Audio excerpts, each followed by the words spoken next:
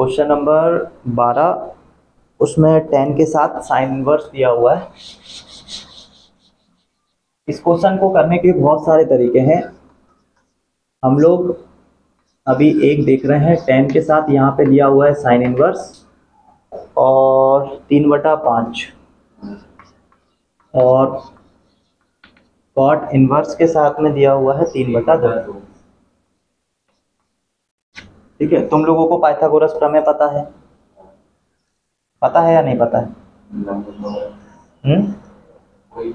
हाँ, Pythagoras theorem पता है ना।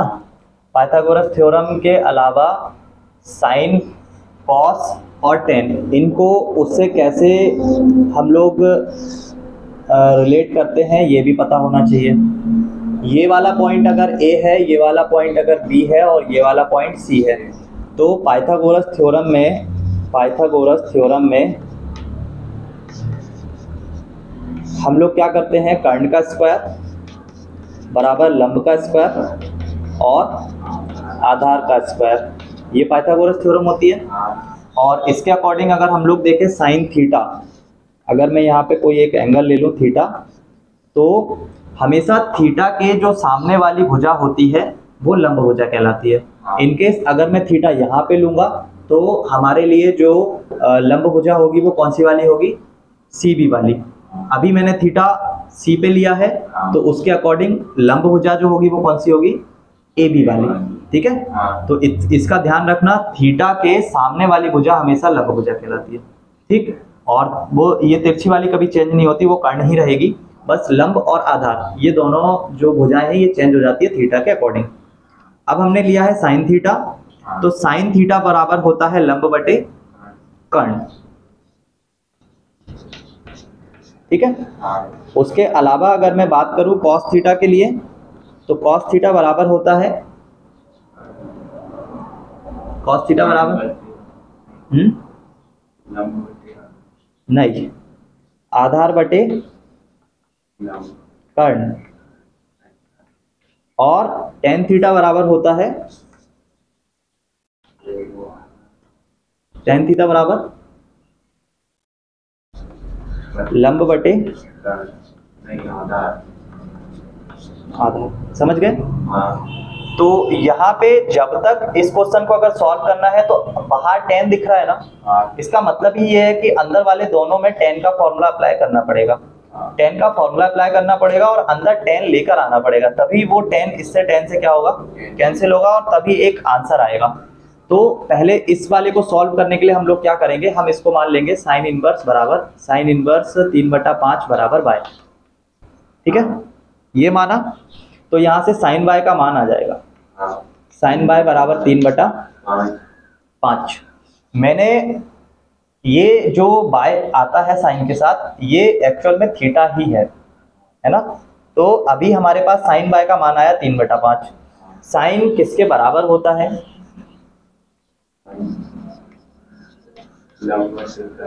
है ना। तो तुम लोगों को एक वैल्यू मिल गया, किसका? और एक वैल्यू मिल गया, ठीक, आधार का निकाल सकते हो, आधार का वैल्यू निकाल सकते हो। क्या आएगा?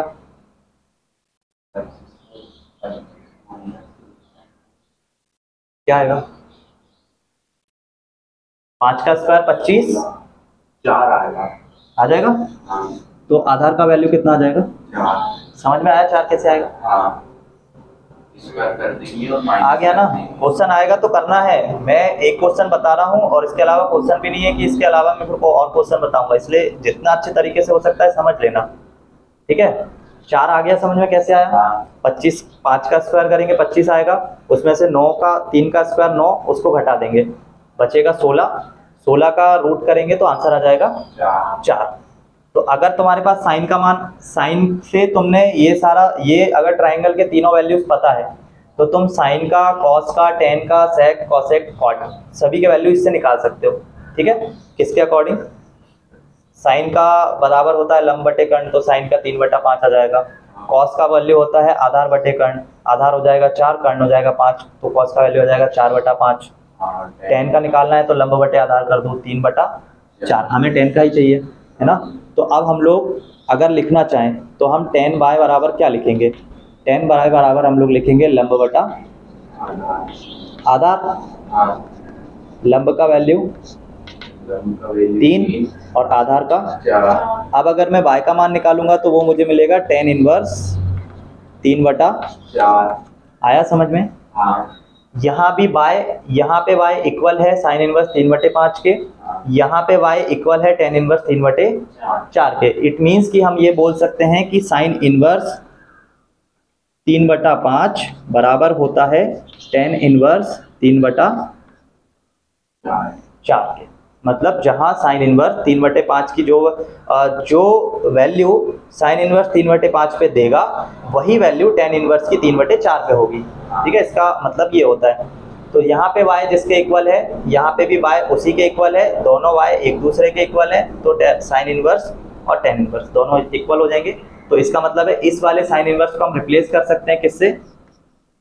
tan इनवर्स 4/5 से। फिर जो हमारे पास कॉट है इसको भी हमें कन्वर्ट करना है किसमें? tan में। और फिर हम लोग tan इनवर्स का यहाँ पे फॉर्मूला अप्लाई कर देंगे, ये tan से tan कैंसिल हो जाएगा, आंसर आएगा हमारे पास। अभी फिलहाल तुम लोग ये वाली चीज़ें नोट डाउन कर लो और यहीं से स्टार्ट करूँगा मैं क्वेश्चन को, है ना। इस साइन इनवर्स की जगह पे लिखेंगे tan और इस कॉट को अभी रिप्लेस करते हैं tan से, फिर फॉर्मूला अप्लाई करते हैं। जल्दी से नोट डाउन कर लो क्योंकि सरल है। साइन इनवर्स को तुम y के इक्वल मान सकते हो, देन साइन y का मान ऐसे करके निकाल के फिर साइन कॉस tan जिसका निकालना है उसका आराम से निकालो, कोई प्रॉब्लम नहीं है ना। तो वो थोड़ा सा सरल रहेगा। अब मैं अगर साइन इनवर्स की जगह पे डायरेक्ट tan इनवर्स लिख दूं और फिर tan इनवर्स को हम लोग कैसे कन्वर्ट कर रहे हैं, तो यहाँ पे 3/5 √1 - x², तो वो एक तरीके से याद रखने वाला प्रोसेस रहता है कि उसको याद रखना पड़ेगा। इसको याद रखने वाला प्रोसेस नहीं है, ये जनरली tan से करते आते तो आसानी से इसको कन्वर्ट कर लेते हैं। तो अभी ये तो समझ में आ गया कि साइन की जगह पे हम tan लिख सकते हैं, है ना, और कैसे लिख सकते हैं वो भी दिख गया। तो इस साइन का तो हो गया कन्वर्ट। अब जो सेकंड वाला है कॉट इनवर्स, हम दोनों को अलग अलग इसलिए मान रहे हैं क्योंकि ये साइन इनवर्स को y माना था, तो इसको हम लोग x इसलिए मान रहे हैं क्योंकि हमारे पास 2 कहीं पर आया ही नहीं है उसमें, इसलिए हम लोग इसको x मान रहे हैं। अगर इसको x माना है तो हमारे पास कॉट इनवर्स जो है वो कॉट x में कन्वर्ट हो जाएगा इधर जाने के बाद, और वो इक्वल हो जाएगा 3/2। कॉट का मतलब होता है 1/10x बराबर 3/2, है ना। अभी सिर्फ इसको कन्वर्ट किया है tan में, तो ये तो चेंज होगा नहीं, वही वैसे का वैसा रहेगा। अब इसको उल्टा कर रहे हैं तो 10x का मान आ जाएगा 2/3, पलट जाएगा, और x का मान निकालोगे तो वो आ जाएगा tan इनवर्स 2/3। तो अभी यहाँ पे x इक्वल है किसके? कॉट इनवर्स 3/2 के। यहाँ पे x इक्वल है tan इनवर्स 2/3 के। इसका मतलब दोनों बराबर हो सकते हैं, है ना, दोनों बराबर हो सकते हैं। ठीक, दोनों एक ही चीज के इक्वल है। तो अब हमारा जो क्वेश्चन है वो बन जाएगा tan के साथ tan इनवर्स। यहाँ पे आया था हमारे पास 3/4, यही आया था साइन इनवर्स 3/5 बराबर होगा 3/4 के। tan इनवर्स आधार बटे कर्ण, आधार हमारा शायद 4/3 आया होगा, चेक कर लो एक बार कितना आया है। 3/4 है या 4/3 है? 3/4। और जो कॉट है, इस कॉट को हमने कन्वर्ट कर दिया है tan में, तो उसकी जगह पे हम लिख सकते हैं tan इनवर्स 2/3। ठीक है, अब ये क्वेश्चन हो गया tan x tan y। Formula मैं यहाँ लिख दे रहा हूँ, tan इनवर्स के साथ में अगर x आ जाए और tan इनवर्स के साथ में y आ जाए तो फॉर्मूला बनता है tan इनवर्स एक बाहर आएगा, यहाँ पे x + y और बटे में 1 - x है। अब ये फॉर्मूला तुम लोगों के पास में जो लिखा है वो 2 तरीके से काम करता है। ये x y का मान हो सकता है दोनों का मल्टीपल कभी बड़ा आ जाए 1 से बड़ा आएगा तो फिर ये कंफर्म नेगेटिव आंसर आएगा, और इन केस अगर वो छोटा है तब तो फिर कोई प्रॉब्लम नहीं है, यही का यही आ जाएगा। अगर नेगेटिव में आता है तो फिर हम उसको कन्वर्ट कर लेंगे किसी कोऑर्डिनेट में, मतलब कि tan इनवर्स यहाँ पे आने वाले ये जो tan है ना, अब यहाँ टेन इनवर्स आएगा, तो वो दोनों कैंसिल जब होते हैं जब हमारा जो आंसर है वो उसके प्रांत में आ जाए, है ना। तो प्रांत में अगर इनकेस माइनस है तो हम उसको कोशिश करेंगे कि उसको प्रांत में लेकर आ जाएं, ठीक है। तो चेक कर लेते हैं पहले, ये वाला फॉर्मूला है, इसको x मानेंगे, इसको y मानेंगे और यहाँ पे रखेंगे। तो टेन के साथ यहाँ पे आ जाएगा टेन इनवर्स, ये फॉर्मूले वाला टेन इनवर्स। उसके बाद x का मान 3/4, y का मान 2/3 और बटे में 1 - 3/4 and 4। ये 3 से अभी कैंसिल मत करो, इसलिए मत करो क्योंकि ऊपर का बेस और नीचे का बेस दोनों सेम है, तो वो आपस में ही कैंसिल हो जाएंगे, इसलिए अभी कैंसिल मत करो, ठीक है। तो जल्दी से नोट डाउन करो इसको।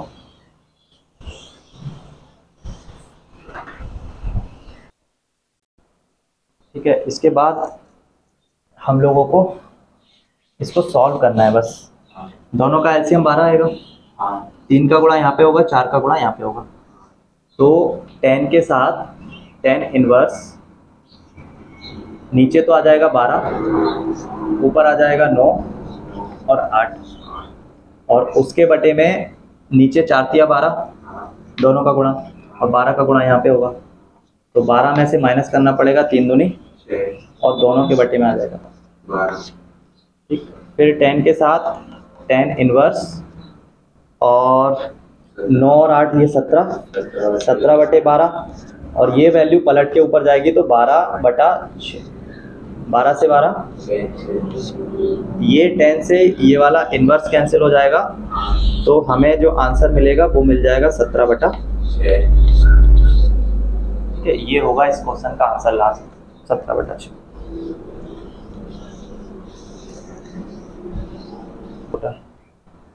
साइन इनवर्स में जो क्वेश्चन है उसमें यहाँ पे जैसे क्वेश्चन नंबर है कितना, क्वेश्चन नंबर है 3 भी बता दे रहा हूँ अभी, पहले 4 को देख लेते फिर 3 को बता देता हूँ।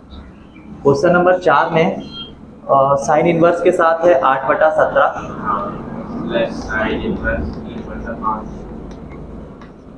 और उसके अलावा यहाँ जो आंसर आ रहा है वो 10 इनवर्स में आ रहा है 77/34, 36। अब तुम्हारे पास क्या ऑप्शन है कि तुम इन दोनों साइन को कन्वर्ट कर सकते हो 10 में, है ना, और फॉर्मूला अप्लाई कर सकते हो, तो जो आंसर आएगा वो 10 में ही आ जाएगा, ठीक। या एक ऑप्शन है कि साइन में फॉर्मूला यूज कर लो, तो यहाँ जो आंसर आएगा वो साइन में आएगा।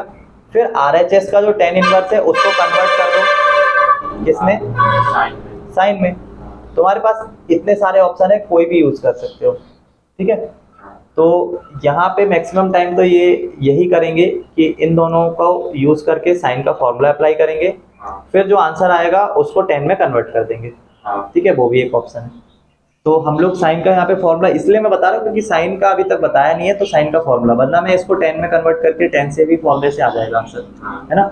हम लोग साइन से कर रहे हैं। साइन का जो x + y वाला फॉर्मूला होता है वो होता है ये इन्वर्स वाले फॉर्मूले हैं, तो इसमें आगे इन्वर्स आ जाता है, बाकी ब्रैकेट में फिर x के साथ √1 - y² और प्लस के साथ √1 - x² आ जाएगा, तो यहाँ पे y, ठीक है, ये फॉर्मूला है। और यही फॉर्मूला नेगेटिव का भी होगा, बस यहाँ कोई चेंज नहीं होता, यहाँ माइनस आ जाएगा, तो ये प्लस माइनस के साथ। कॉस में क्या होगा, कॉस में ये दोनों एक साथ होते हैं, ये दोनों एक साथ होते हैं, मतलब रूट वाले एक साथ, ये दोनों एक साथ, और इनमें जब यहाँ पॉजिटिव होता है तो उनमें नेगेटिव होता है, और जब नेगेटिव होता है तो पॉजिटिव होता है। एक्स वाई के साथ में होगा, ठीक है, हाँ, एक्स वाई के साथ में, और चिन्ह का भी परिवर्तन रहता है। तो साइन के केस में एक्स वाई में जब हम फॉर्मूला अप्लाई करेंगे तो हमारे पास आ जाएगा साइन इनवर्स ब्रैकेट x हमारा 8/17 है, और y का मतलब है 1 माइनस y का स्क्वायर मतलब 9/25, ठीक। फिर प्लस का मार्क आएगा क्योंकि पॉजिटिव फॉर्मूला यूज कर रहे हैं। 1 - x² का मतलब हो जाएगा, पहले y का लिख लो, तो y का मान 3/5, और √1 - x² का मतलब 8 का स्क्वायर 64, और 7 का और 17 का हो जाएगा 289, ठीक। फिर इनको साइन इनवर्स, ये आ जाएगा 8/17, हाँ फिर गुणे में 25 में से 9, 16/25 मतलब 4/5, और यहाँ से आएगा 3/5 गुणे में 289 में से 64 माइनस करोगे तो 206 और 2 8, 225 आ जाएगा। 225 का मतलब 15 हाँ है ना, 15/17 यहाँ से आ जाएगा।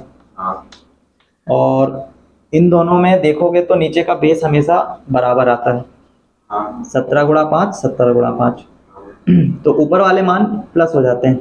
8 चौको 32, 15 तिया 45, और 45 और 2 47, 4 3 7 77, आंसर आएगा 77/17 77/65।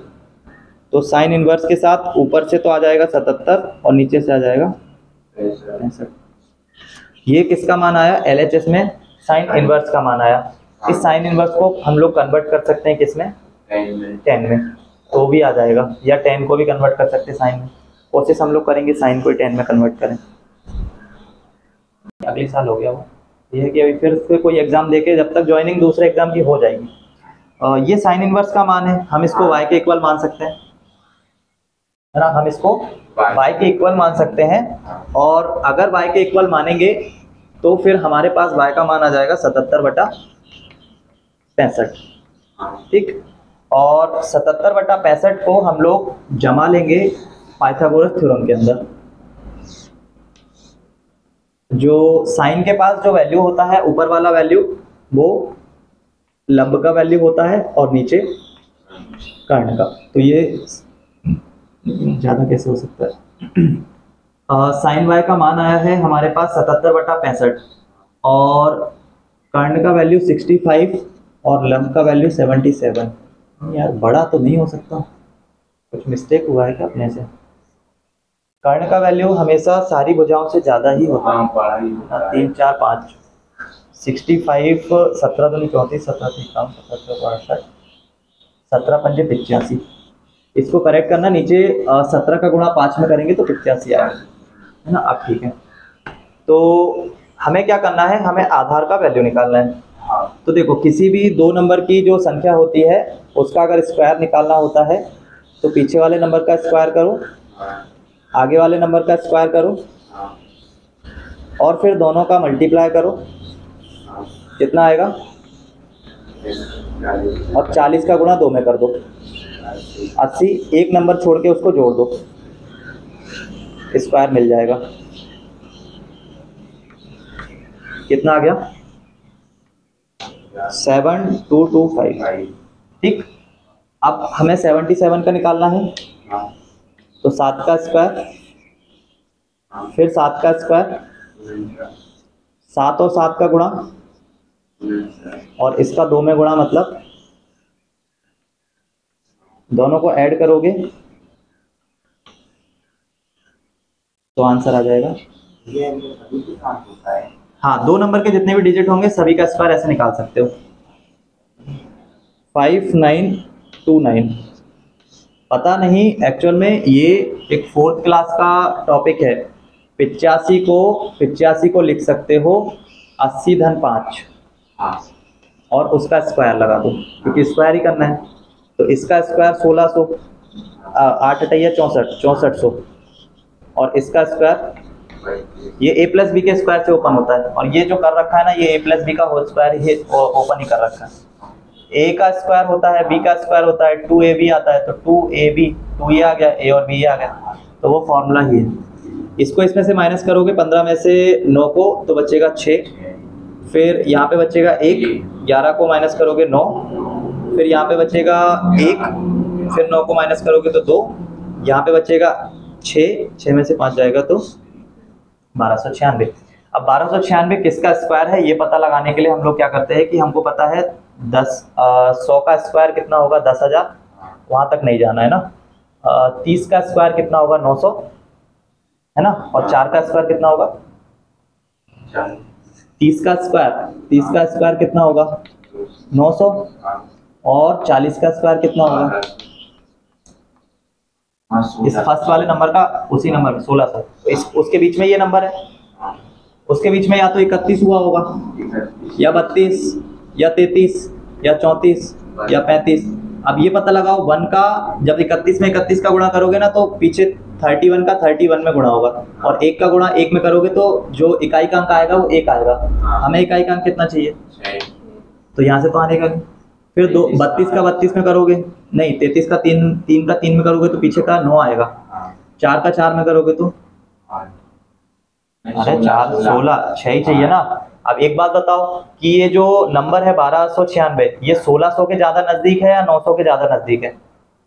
ये देखो इस पूरे नंबर में 2 बार 6 आएगा, एक बार यहाँ आ गया ना, एक बार आएगा ये 36 में, 36 का भी पीछे का 6 याद देगा। लेकिन अब तुम ये देखो ये 34 का होगा या 36 का होगा, कैसे पता लगाओगे? तो ये पता लगाओ कि ये जो नंबर है ये 900 के ज्यादा नजदीक है या 1600 के ज्यादा नजदीक है। तो इसका मतलब है पहला 900 के नजदीक है तो 31 से स्टार्ट होने वाले नंबर की सीरीज में ये पहले आ जाएगा, है ना। अगर ये 1600 के नजदीक होता है तो फिर कौन होता है इसका मतलब है किसका स्क्वायर है, तो यहाँ जो आएगा वो कितना आएगा 34। ठीक,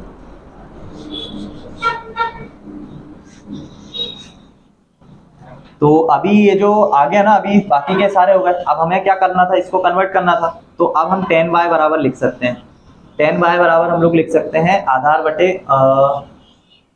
लंब बटे आधार, मतलब 77/34।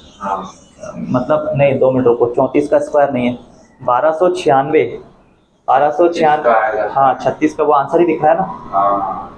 बट ये 900 के ज़्यादा नज़दीक नहीं है क्या?